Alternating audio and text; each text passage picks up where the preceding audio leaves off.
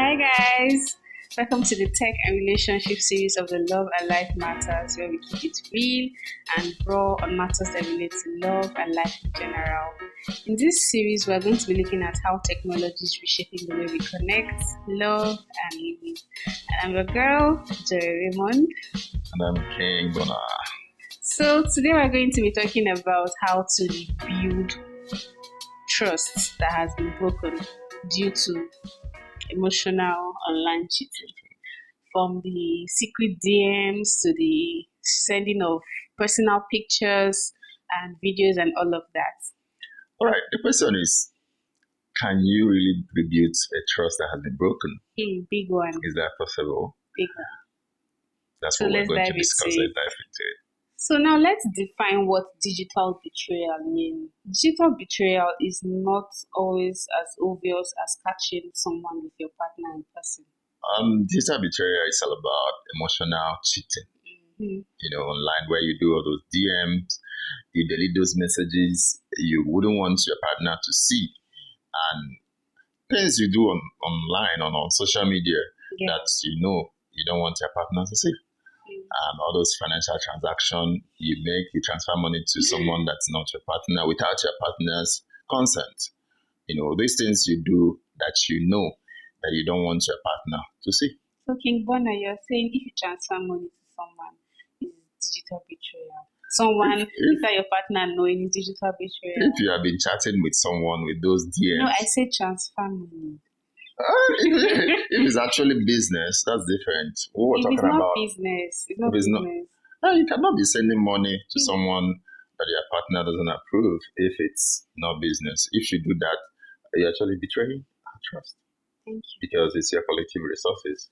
Right? Yes. I like that. Yes. Thank you. And the hurt comes from the fact that this person is online, and you guys know, like we talked about in our last episode, where it's not a physical connection. This time around, it has to do with online, and you're building a connection with this person. Yes. It's not just a one-time fling you meet, you're building a connection with this person.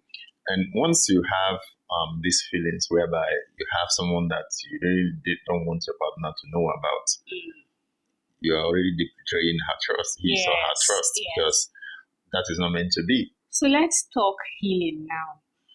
I feel the first step is acknowledgement. Yes, you have to acknowledge first that you are wrong, because when you don't do that, it's more like you don't even want to, solve the problem. But then it's not just about I'm sorry. You have to be really, you have to be really sorry and not to, put your partner in that situation. Being sorry should actually reflect your action. The next thing you do next, it reflects if you're sorry or not. And I agree with you, because it's a powerful one. The taking of blame, like accepting what you've done, is a very powerful one, because at this point in time, couples will be like, it was just online, it was nothing serious. Why are you overreacting? Why are you acting this way? You didn't see me with this person. We're just chatting. I don't mean any of that. Yeah, acknowledging that you are wrong opens up the conversation, and you guys can now talk it over and be able to, get your boundaries set and know that, okay, this wasn't really for anything against your partner. So acknowledging that you're wrong at that point, brings that open conversation. You have to communicate properly and be able to resolve the issue. Yeah. After acknowledgement, I feel the next thing that should come is for the partners or the couples to have an honest conversation, right? Yes, basically that honest conversation is all about, setting a boundary, and understanding, yourself. Do you need to keep certain friendships online? Is it necessary for you to, be DMing or having conversations with someone who is not your partner online? So from that conversation, you'll be able to understand, the fact that you need to, be together. You need to solve your problems, without getting into stuff like that.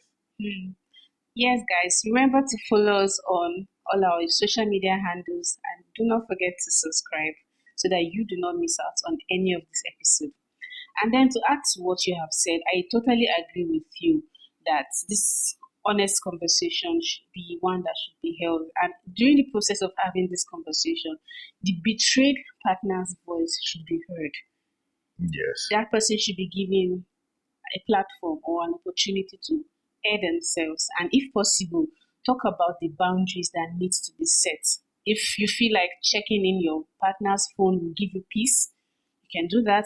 If you feel like just changing some kind of things, that's the boundaries I'm talking about, to have to make you feel okay and comfortable, it should also be Yeah, acknowledged. basically that's like, opening up to, this conversation, trying to know what your partner that felt betrayed will actually want, just like you spoke about the passport. But the goal is all about how you can keep your relationship and be happy.